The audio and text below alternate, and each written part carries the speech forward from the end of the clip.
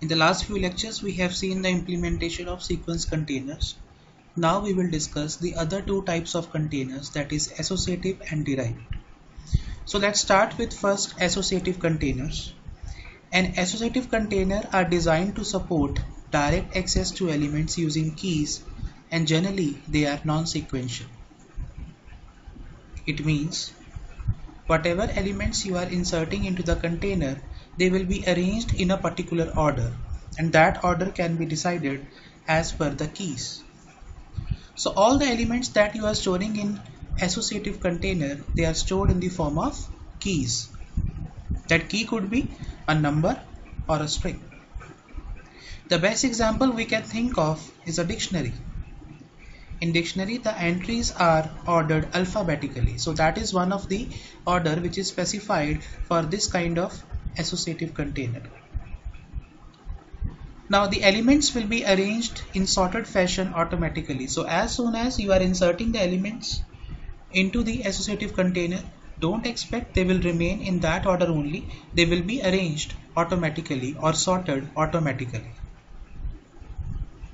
That is why they are also known as non-sequential, because they are not following the same sequence in which they were inserted. So they will be sorted as per some order. There are four types of associative containers: set, multiset, map, and multi-map. They are arranged in a hierarchical structure. That is why they are also known as sometimes implemented using trees. That is why they allow fast searching. If we talk about searching, associative containers will showcase the best efficiency. Deletion and insertion also are very fast, but they are slow for random access. As we all know, for random access, vector was the best. But here we can say they are good in terms of searching, insertion and deletion, but slow for random access. Now, what is a set? Now, set is a collection of keys which are unique.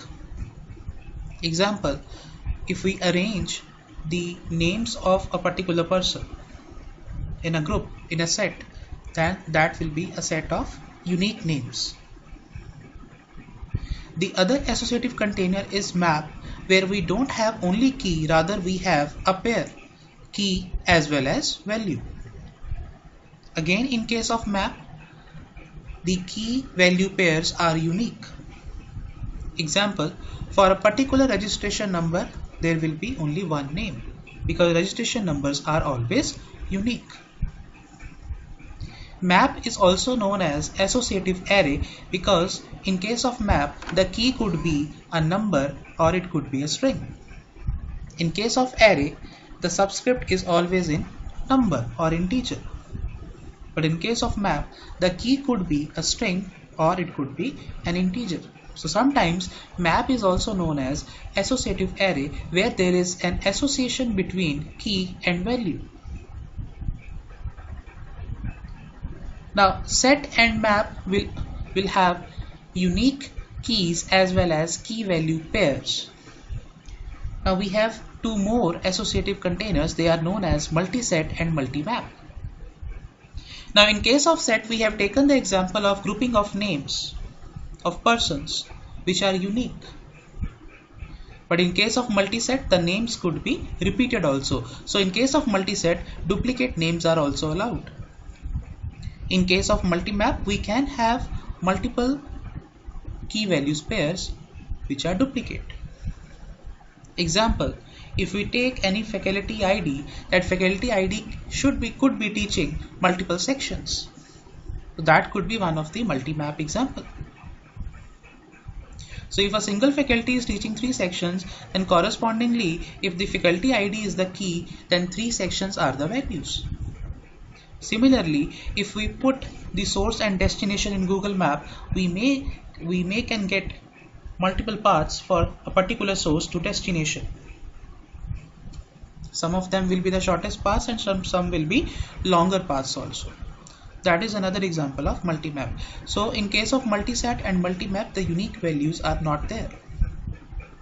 So these all are 4 types of associative containers. The next category of container is derived container. The name derived is taken because they are deriving from sequence containers. There are three types of derived containers: stack, queue, and priority queues. Stack will arrange the elements in the form of last in first out order, and queue will arrange in FIFO format, first in first out. So the elements which is coming first into the system will be out first in case of queue, and in case of stack, the element which is coming at the last will be out first. In case of priority queue, all the elements will be having some priority, and depending upon the priority assigned, the elements will be out from the system. Now in one case, priority queue will be treated as a queue when all the elements are having the same priority. Then it will follow the rule of queue, that is FIFO, first in first out. Otherwise it will follow the priority rule if the priorities are different. Derived containers are also known as container adapters, the another name.